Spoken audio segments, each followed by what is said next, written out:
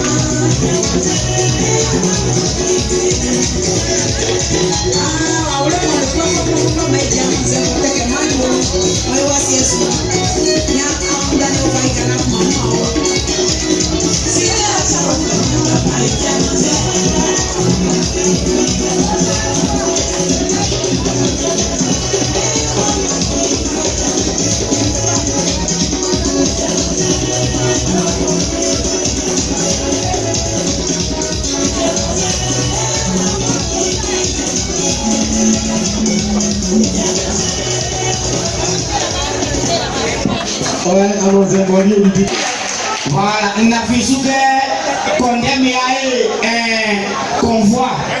Be convoi pe omilo pe pa be ani abe mo. Afi na le contre son deux pour i to asale te ya fa blana. Ya na yo no e vie mo e bilo ya guai e na e guai to be. Oma ils sont trembler que swebo. Yeah, kenga mo e obrago que son boale yele angulu na ya lu no mo so que décembre. Décembre en gros nous qui est sans sous et il y a besoin de faire Kotoko après nous on y Kotoko yaku bon et n'a mon et black color on m'a un black comment tiens que on vient mais à condamner au point où nous on va et soit on a fait parler de la culture au très civil il y a beaucoup d'occasions il y a l'olé qui n'avait pas lu on dit Kotoko plus il y a beaucoup de l'olé dans la le fond c'est à la portée de toutes les bourses donc on peut s'y rendre on m'a amené n'a fait comme à Oko et à Telo voilà et à Oko Telo Blaisano voilà à Oko et Bulo Oko au Sandinomi et nous à Oufle donc j'étais en train de dire pour ceux qui sont venus nous visiter qui ne comprennent pas parler qui sont venus nous visiter fera ses concerts les 3 et 17 décembre à partir de 19h respectivement à l'hôtel Ivoire et au palais de la culture. Pour l'hôtel Ivoire, les tickets sont à 50 000 et 100 000 francs. Ils sont à 10 et 20 000 francs.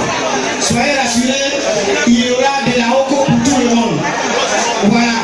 Mais elle va pour jouer la Oko. Elle va pas pour faire autre chose à la Oko là. La Oko là, c'est les hommes qui jouent aussi. Elle va jouer la Oko. C'est une précision de taille. Elle joue pour les pervers, elle ne frappe pas la Oko. Voilà. Donc,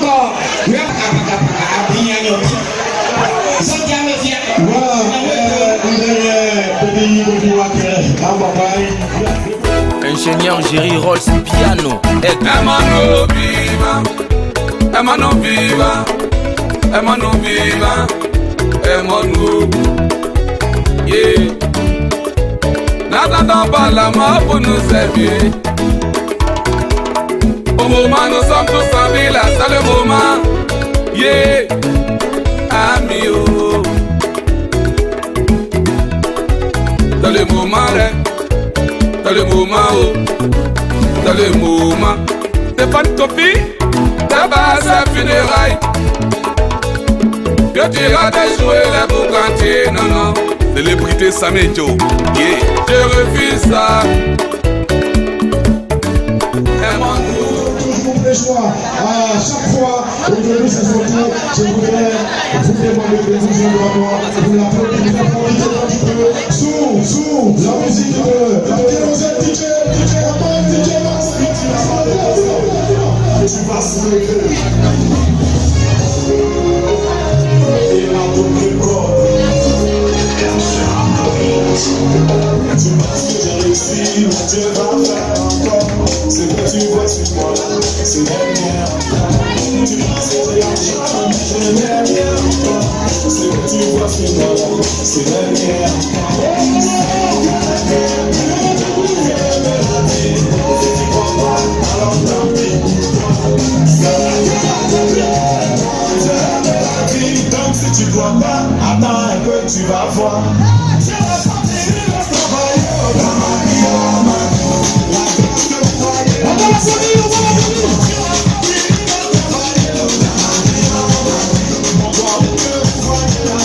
Petit encore.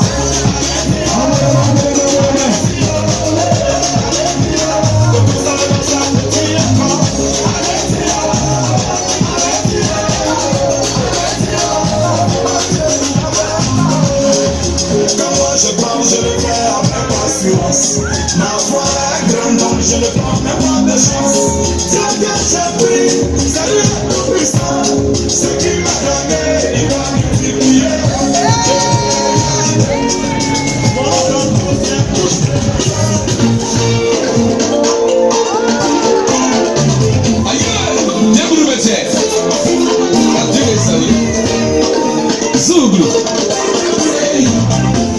Ingénieur Géry Ross Piano.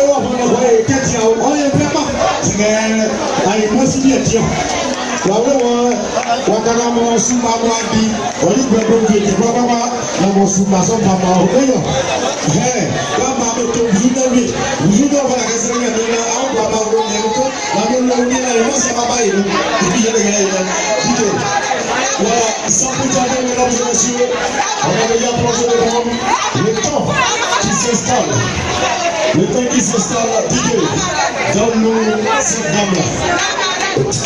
On tient, oui, on pied, on pied de corps.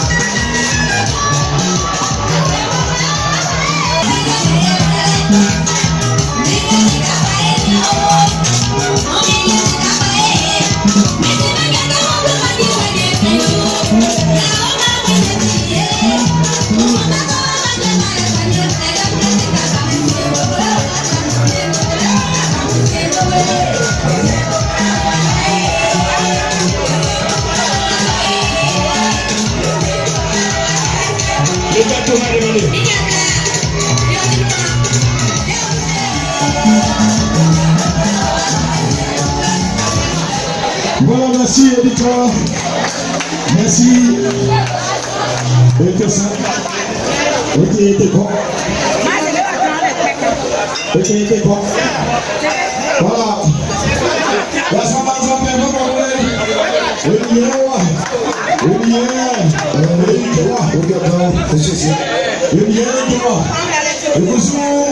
il y a bien ici maintenant, il y a des mais quelqu'un va savoir que ça va faire manifester ça là, donc il nous met en train de voir, c'est tout il est on l'a c'est la famille mais ça c'est quelque chose il est là on le demande mais là il nous fait des cuits on va sur quoi les sorties de l'eau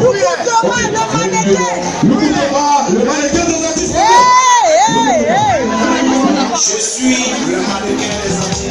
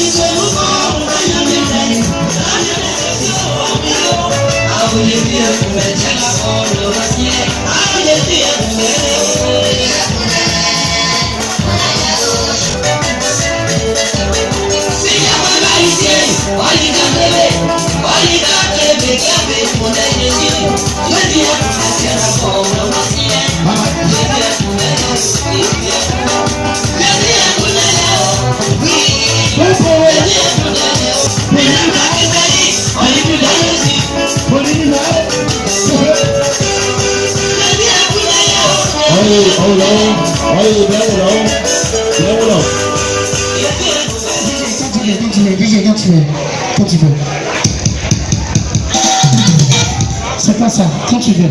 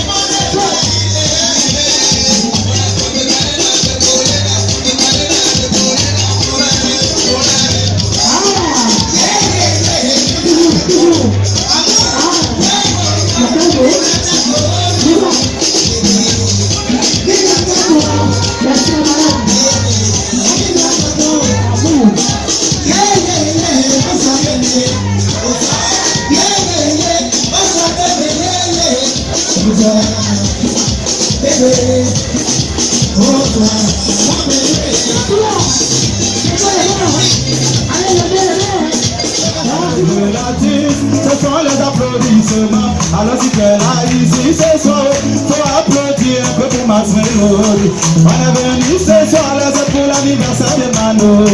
On est venu ce soir là, c'est pour soutenir DJ Mano. La vie là c'est pour le monde dans l'intention. Faut même pas te prendre la tête. Dans la vie c'est que le bon Dieu t'a donné. J'ai dit qu'on sort de bête de l'arracher. Je suis Max Mélodie, tout est champion. Si vous j'ai pas chanté, vous pouvez décaler, moi je chante. La rumba, même on n'en parle pas, ça vous dit que je n'ai même pas de limite. On est venu dans l'intention, on fait ça zo, on fait ça bien haut. On est venu dans l'intention, on fait ça zo, on fait ça bien haut. Pendant que nous sommes ici présents, il y a des gens couchés dans les hôpitaux. Ils sont en train de se lamenter, parce qu'on dit que c'est fini pour eux. Que Dieu t'a donné le souvenir de vie. Ça ne m'a pas de tes voitures, que Dieu t'a donné le souvenir de vie. Si tu devais arriver là-dedans, pour payer le prix de ça, tu n'as pas le moyen de ça. Alors quand tu veux, faut dire merci à Dieu pour la vie. Dans ma mélodie, le temps de parler, c'est mon étudiant de ta bêtise à Dieu de ma vie. Quand tu passes à la peine, tu m'as dit, tu veux dire, je ne te connais beaucoup, on vous l'avait dit auparavant. On a dit parce qu'on doit chanter, les gens se sont posé la question. On dit lui là, il ne voit pas, mais comment il fait pour donner la joie? On n'a même pas besoin de te voir pour pouvoir t'apporter du plaisir. On n'a même pas besoin de te voir pour pouvoir t'apporter de la joie. Parce que dans la vie, la grande Dieu t'a donné, personne ne peut t'arracher. Je suis Max Melo, tout un champion. La rumba, je peux chanter. Ce bloc coupé décalé, moi je chante. C'est pour dire que c'est Dieu gagné. On se pose la question pourquoi Max Melo chante en français. Et puis il chante pas en baoulé. Et puis il chante en français. Est-ce que Max Mélodie est baoulé? Je vais vous dire la vérité. Je suis un petit baoulé, baoulé 100%. Mon papa vient de Péoumio, ma maman vient de Didier. Ça veut dire que je suis baoulé 100%. Les baoulés sont trop généreux, les baoulés sont trop gentils. Jolie femme c'est baoulé, un chrétien foyer c'est baoulé. Quand tu as l'argent c'est baoulé, alors si les baoulés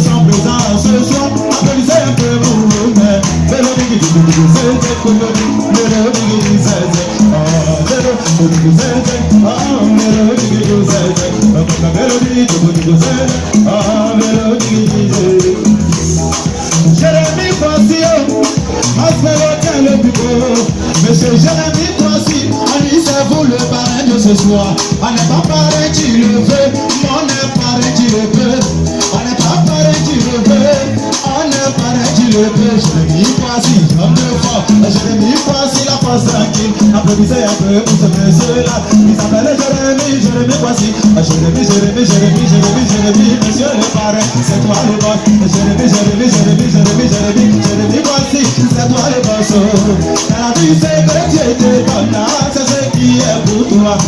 Je vais te chanter à ta fenêtre, que tu penses à moi-même quand tu dors, que tu m'aimerais comme une alouette, pour distinguer les goûts de ton corps. Je veux que tu sois mon trésor, te représentera ma maman. Je rendrai jaloux toutes mes estes, je n'ai jamais aimé aussi. Oh, je ne suis pas en parle dans le vent, entre notre victoire et moi, tu verras mes sentiments. Tu m'as ensorcelé, t'as lu Cyrano, quel envoûtement. Je ne veux rien que pour toi, je ne veux rien que pour moi.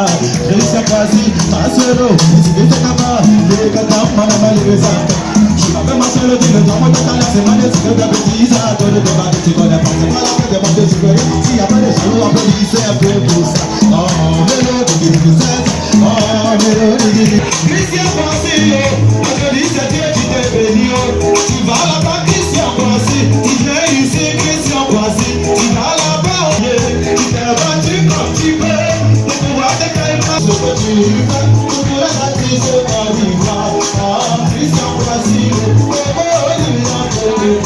Christian Kwasi, c'est lui mon combat, Christian Kwasi, applaudissez un peu pour ce monsieur, c'est lui qui fait les concerts gratuits à rouler aujourd'hui à Abidjan, on passe ici, on parle de toi, c'est pas nos filles, Mano me dit de te dire merci, de tout ce que tu fais pour lui ici à Abidjan, Papa Stéphane Kofi, DJ Mano me chaque boutique, qui vous dit un grand merci pour tout ce que vous faites pour lui, parce que je lui pense à vous, il peut dire aussi qu'il a un parrain, parce que pour les soutiens que vous apportez à ma soeur, c'est vous dit, les baoulés sont gentils, c'est vous dit, les baoulés sont généreux, ma soeur dit, prend le micro, dans l'intention de vous faire plaisir, je n'ai même pas demandé de l'argent, mais quand vous avez le cœur qui est blanc, l'argent ça vient sans le mot, l'argent ça vient sans le, c'est la main qui donne qui est bénie, c'est la main qui donne qui reçoit toujours, c'est la main qui donne qui est bénie,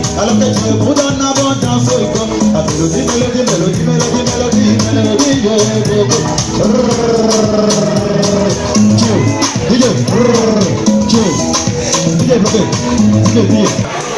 Voilà, voilà, c'est une invitation personnalisée, vous pouvez faire 1000 francs.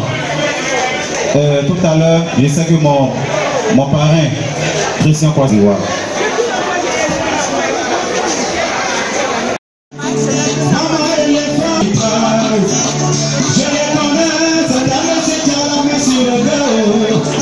il a toujours soutenu quand il s'agit des enfants baoulés.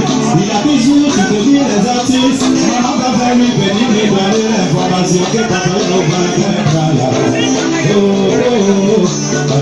Allez-y, papa va. Je n'ai même pas tout le temps.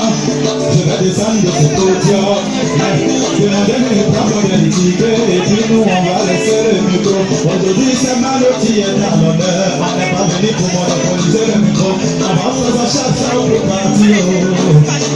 Papa Valentin, merci. Les invités aussi sont là.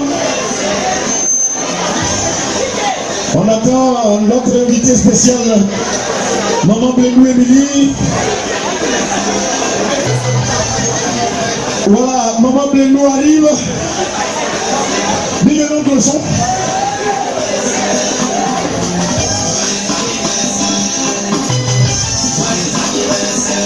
As-tu dit ça?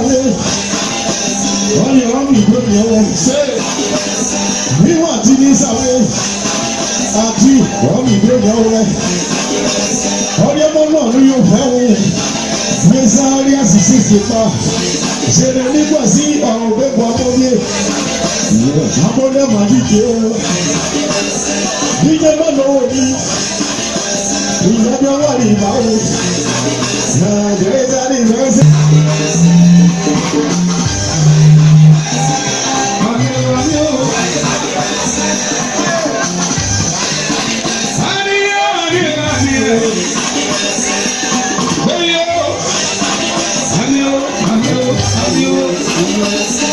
Bonjour, la femme de la Somalie, s'il te plaît.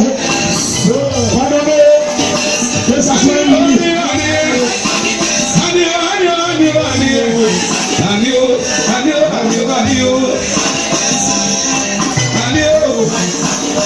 Joyeux anniversaire, ma petite Dieu. On le paye et à peu on le paye à peu près. Maman dit que moi, on l'a massé. Joyeux anniversaire, joyeux anniversaire. Voilà ça, on m'a dit, voilà ça. Je vous dis, voilà ça. Christian Kwasi, voilà ça. Ça là, c'est pas permis à tout le monde. C'est vrai qu'ils savent ça. Il y a des gens au moment où je vous parle là, ils sont couchés dans les hôpitaux avec des soucis. Mais toi là, il t'appelle ta grâce. Voilà ça. Ça de plus. Je vous dis, ça se fait. Au bassin pour lui, au meilleur aussi. Encore pour magnifier. C'est pas mal, c'est ça, votre comédie. Avant d'abord, maillot. Avant d'abord, maillot.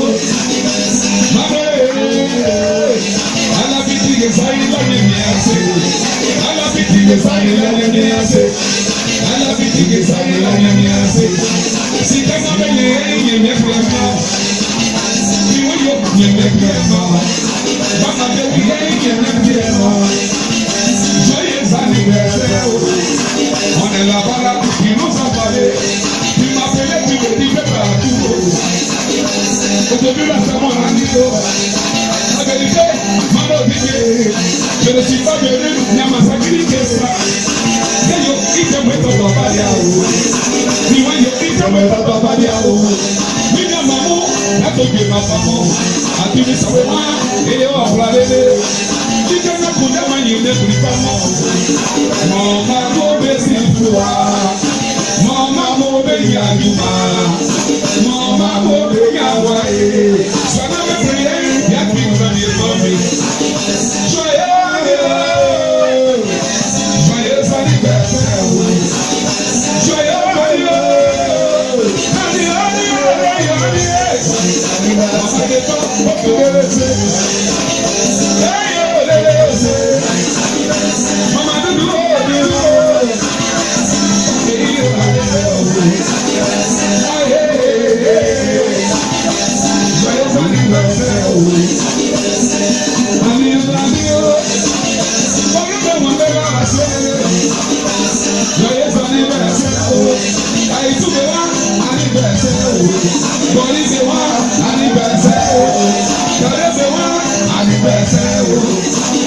c'est ça qui fait la fête.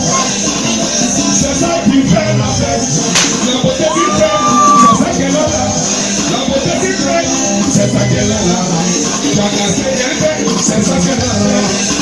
Chacun sait pas ça, c'est ça qu'elle a fait. On va sonner, on va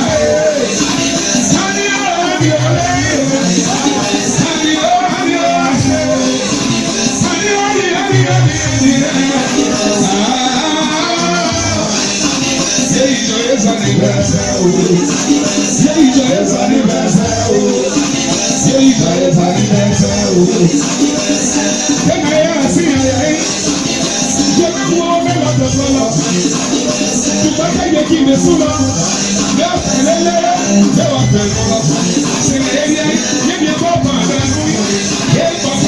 et parfois et souci après sous nos enfants. Il va prendre la ligne.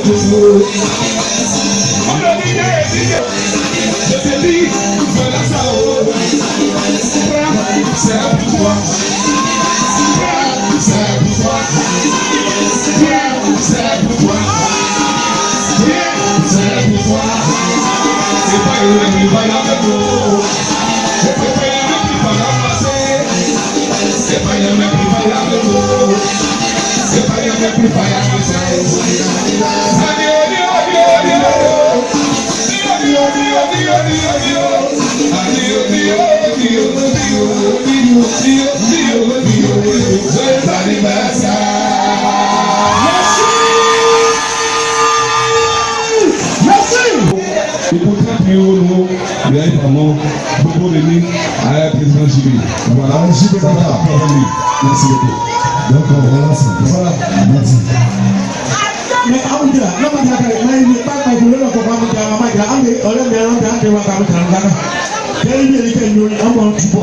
voilà. Voilà.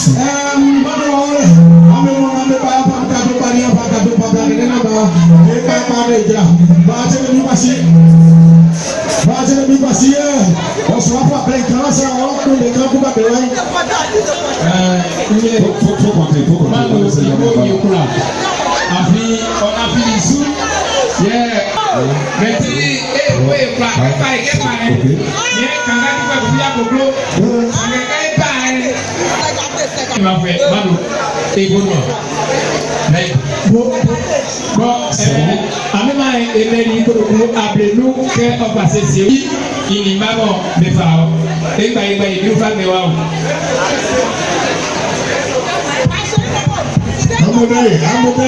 On applaudit pour ça. Merci. Et à mon moyen,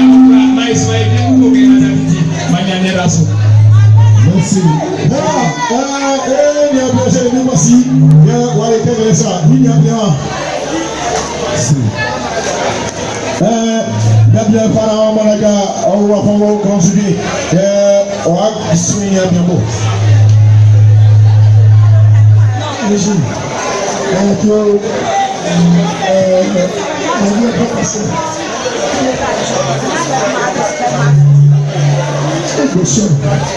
Maman n'est pas passée, maman c'est un frère. On a lancé les événements dans le corps. Je pense que lui et Jérémy Kwasi sont les deux personnes à m'appuyer, à m'accompagner dans cette initiative qui est demeurée toute les baoulés. Je ne parle pas de la culture, je parle de tous les baoulés. J'ai vu voici là le frère Manuel. Au nom du commissaire général des émeutes marocains que je suis, nous sommes venus dans le but de soutenir nos frères. On a beaucoup fait, on ne dira pas, je pense que Mano, tu es quelqu'un de bien, on me dit, c'est celui qui me soutient que je soutiens. Parce qu'il y a un bout de dire, tu m'as beaucoup soutenu dans toutes choses. Et comme vous le savez, c'est un confrérie. Nous sommes venus et je pense que voilà ça. Voilà ça. Merci. Et c'est juste au nom du comité des émérites par le temps que nous faisons cela, pas à mon nom personnel. Je suis rien sans vous. Nous le faisons au nom du comité. Rendez-vous le 14 janvier à la Bibliothèque nationale du Plateau au cours de 16 jours. Tenue de soirée exigée, nous avons les trophées, les distinctions, tous les acteurs. Nous avons nos frères ici.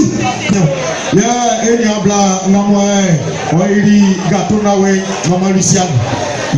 Oili gâteau papani mano yido mano na sorti amoi ni beaucoup play diamant noir on est droit pense que il y a aussi maman Jo et là on va c'est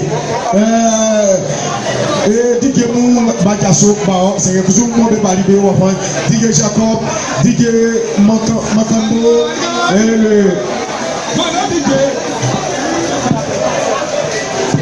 voilà le président.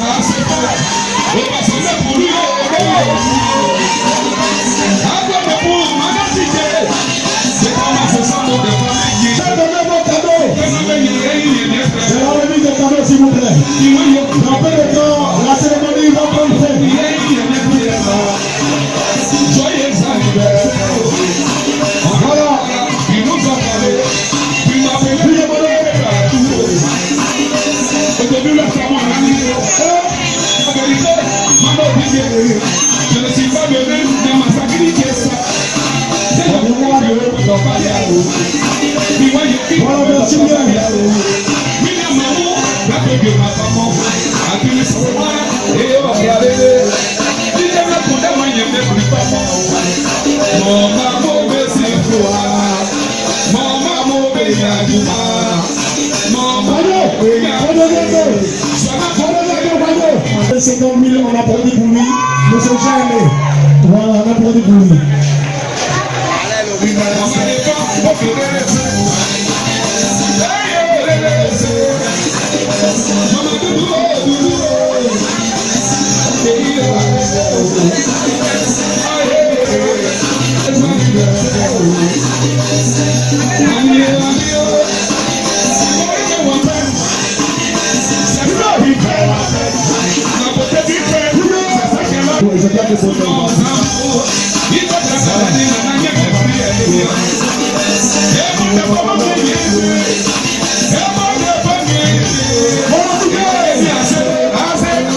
Voilà, on va fermer cette partie, bien entendu, avec Edjou et Saouli.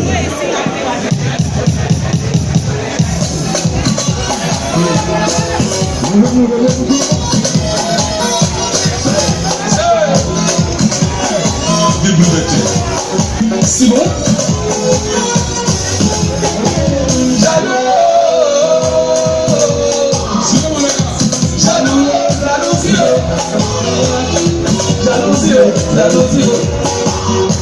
La voix de la vie. Je dis la voix de la vie. La voix de la vie. Tout n'est pas de bientôt que ça, mon ami. Tu connais pas, il faut demander. Ça va mort. C'est un bien pris, maman, jalousie. Aujourd'hui, maman. Je peux appeler moi et puis du maman.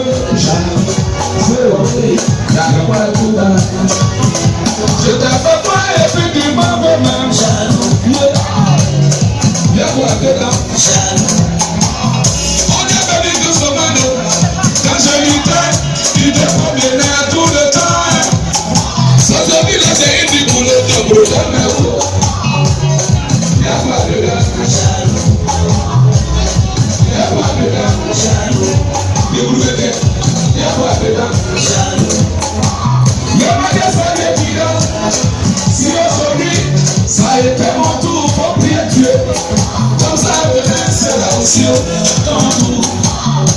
Faut pas m'avouer ou ma copine. À tout là, c'est pas moi. Plutôt, c'est Dieu. Tu ne m'as dit pour rien. Ah, la voix de jaloux. Tu n'es pas rien, mais voilà, voilà. Ils sont jaloux. Tu travailles pas construire, ils vont te salir. Le jour tu bâtis ta maison là, ils sont aigris. Accouille d'origine, maman parisienne, la mère de Dieu. Merci pour tout.